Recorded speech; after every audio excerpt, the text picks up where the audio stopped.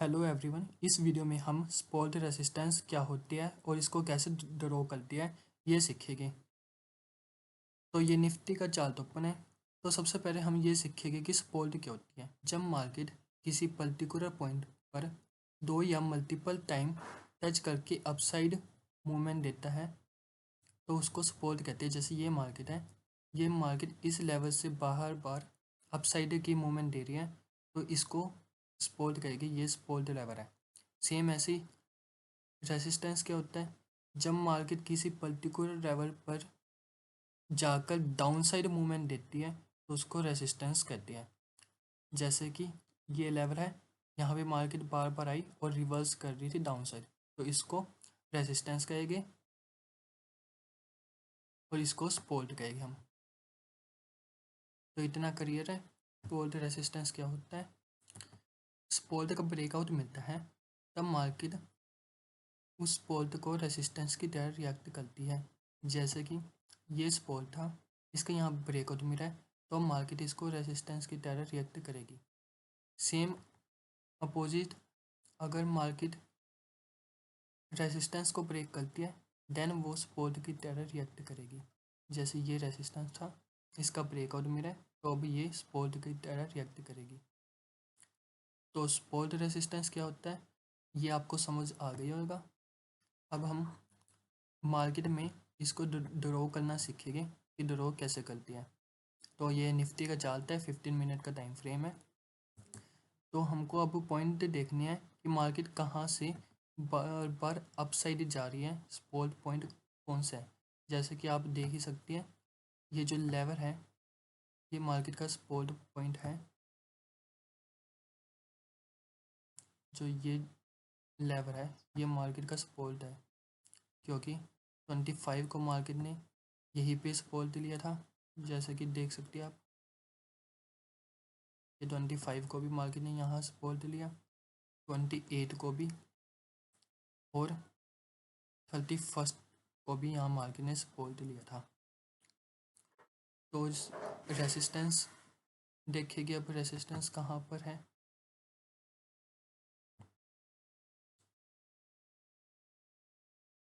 तो जैसे कि आप देख ही सकते हैं ये रेसिस्टेंस पॉइंट है क्योंकि मार्केट ने यहाँ पर रिट्रेसमेंट लिया, रेसिस्टेंस फेस किया, इस पॉइंट पर रेसिस्टेंस फेस किया, इस पॉइंट पर किया है और यहाँ पर रेसिस्टेंस फेस किया। तो इसी तरीके से आपको यही लेवल देखने होते हैं कि किस पर्टिकुलर पॉइंट पे मार्केट मल्टीपल टाइम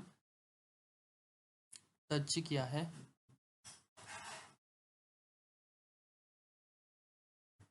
अगर और भी देखी जाए तो यहाँ पर आपको सपोर्ट दिखाई दे रहा है क्योंकि यहाँ पे डबल बॉटम बना हुआ है। यहाँ पे भी मार्केट ने सपोर्ट लिया, दो बार मार्केट इसी पॉइंट से टच करके अपसाइड की मूवमेंट दी है। सेम रेसिस्टेंस पॉइंट, ये रेसिस्टेंस पॉइंट है, यहाँ पे भी मार्केट ने टच करके डाउन साइड मूवमेंट दी थी, इस पॉइंट पे भी मार्केट ने डाउन साइड की मूवमेंट दी है।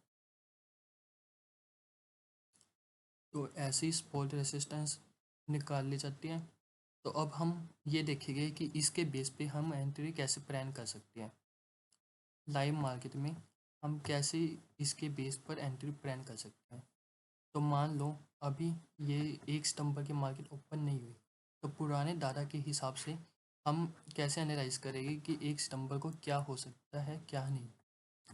तो इसके लिए हमको सबसे पहले सपोर्ट पॉइंट चाहिए, रेजिस्टेंस पॉइंट चाहिए। तो जैसे कि हम पे ये सपोर्ट है, लास्ट सपोर्ट रेजिस्टेंस देखिए, ये हमारे पास सपोर्ट है।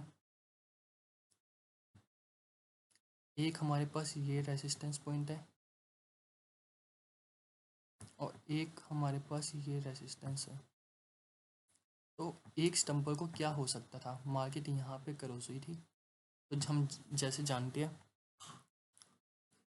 अगर मार्केट अब यहाँ से ओपन होके यहीं से रिवर्स करती तो हम यहाँ पे कॉल की पोजीशन बना सकते थे क्योंकि यहाँ पे वो जैसे मल्टीपल टाइम सपोर्ट एरिया है, यहाँ पे भी सपोर्ट एरिया के अब जा सकता था। अगर मार्केट इसका ब्रेक डाउन करते तो जब यहाँ रिवर्स होता तब हम पुट की पोजीशन बना सकते थे 1 सितंबर को, क्योंकि ये सपोर्ट का जब ब्रेक डाउन मिलता है तो वो रेजिस्टेंस की तरह काम करता है। बट एक स्टम्पर को मार्केट गैप अप ओपनिंग हुई थी और इसने रेजिस्टेंस का ब्रेक किया। तो जैसे कि हमको पता है अगर मार्केट रेजिस्टेंस का ब्रेक देती है तो वो सपोर्ट की तरह काम करती है। ये रेजिस्टेंस था, मार्केट ने इसका ब्रेकआउट दिया, अब यहाँ पे सपोर्ट की तरह काम किया और देन इसका भी ब्रेकआउट दिया। तो हम पहले तो या तो एंट्री हम प्लान कर सकते हैं यहाँ पे जब इसका ब्रेकआउट दिया और रिवर्स हुई मार्केट, ठीक है। लेकिन हम पे एक और रेजिस्टेंस पॉइंट था, तो जब मार्केट ने इसका ब्रेकआउट मिला यहाँ पर, इस कैंडल में आप देख सकते हैं वॉल्यूम भी अच्छा है, रेजिस्टेंस का ब्रेकआउट दिया, तो हम डायरेक्ट एंट्री ले सकते हैं बिना रेस का इंतज़ार किए, क्योंकि वॉल्यूम इसमें काफ़ी अच्छा है। अगर वॉल्यूम नहीं होता तो हम वेट करते कि मार्केट ने इस रेजिस्टेंस का ब्रेक किया और यहाँ पे अब सपोर्ट बने, तब हम अपनी कॉल साइड की एंट्री प्लान करते।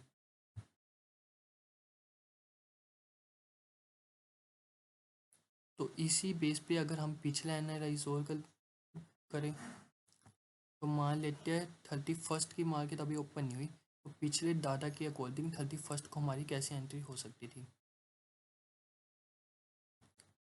सो हम पे रेजिस्टेंस पॉइंट हम पे था 30 अगस्त का, हम पे रेजिस्टेंस पॉइंट था ये, हम एक ये भी रेजिस्टेंस पॉइंट था।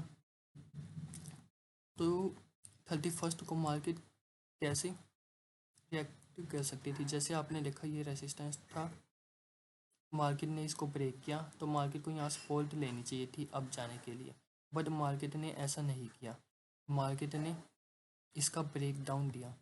तो हमको पता है जब मार्केट वापस ब्रेक डाउन देती है तो वहाँ रेजिस्टेंस फेस करेगी, यहाँ पे मार्केट ने रेजिस्टेंस अगेन फेस किया और यहाँ से डाउन साइड की मूवमेंट दी।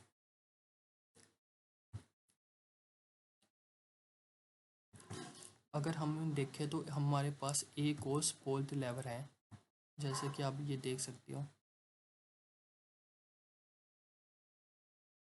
ये भी हमारे पास सपोर्ट है। तो हम 31 को एंट्री अपनी प्लान कर सकते थे। ये रेजिस्टेंस था, ब्रेकआउट हुआ, सपोर्ट मार्केट ने ली नहीं, वापस इसी जोन के अंदर आ गया, अगेन रेजिस्टेंस फेस किया, देन इस सपोर्ट का ब्रेकआउट मिला, तो हम अपनी एंट्री यहाँ प्लान कर सकते थे जब इसका हमको यहाँ सपोर्ट का ब्रेकडाउन मिला, तो उसके बाद हम अपनी एंट्री प्लान कर सकते थे पुट साइड की, और ये हमारा सपोर्ट का रहता टारगेट। अगर मार्केट इसके नीचे जाती तो हम और टारगेट ले सकते थे। तो अगर इन्हीं लेवल के बेस पर हम मंडे का एनालाइज करें कि 4 सितंबर को मार्केट कैसे मूवमेंट कर सकती है, तो जैसे कि हमारे पास सपोर्ट लेवल भी है और रेसिस्टेंस लेवल भी है। ये हमारा सपोर्ट है, ये हमारा रेसिस्टेंस लेवल था, यहाँ मार्केट ने इसको ब्रेक किया, अप साइड अच्छी मूवमेंट दी थी। एक हम ले लेते हैं लास्ट डे हाई, तो ये डे हाई था इसका। अब अगर मार्केट यहीं पे ओपन होती है, साइड भी ओपन होती है, तो या तो मार्केट फिर से इसको रेसिस्टेंस की तरह रिएक्ट करेगी और रिवर्स देगी, तब हम पुट की एंट्री प्लान कर सकते हैं। या फिर मार्केट इसका ब्रेकआउट देती है, तो ये रेसिस्टेंस था, जब ब्रेकआउट देगी तो ये सपोर्ट की तरह रिएक्ट करेगी, तब हम कॉल की एंट्री में जा सकते हैं। लेकिन अगर मार्केट गैप डाउन ओपन होती है तो ये हमारा रेसिस्टेंस पॉइंट था, ये रेसिस्टेंस पॉइंट था, इसका ब्रेकआउट मिला, तो अब मार्केट को यहाँ पे सपोर्ट बनाना चाहिए। तो जब यहाँ पर मार्केट सपोर्ट लेगी देन हम कॉल की एंट्री प्लान कर सकते हैं और ये हमारा टारगेट रहेगा। ठीक है, तो इसी तरीके से हम एनालाइज करते हैं। तो होप आप सबको समझ आया होगा। इस वीडियो में आपने सपोर्ट रेसिस्टेंस क्या होती है, उसको कैसे ड्रॉ करती है, ये भी सीख लिया, और 4 सितंबर को मार्केट किस तरीके से मूवमेंट दे सकती है ये भी सीख लिया। तो इसी बात पर इस वीडियो को लाइक और चैनल को सब्सक्राइब कर दीजिए। मिलते हैं एक नेक्स्ट वीडियो में।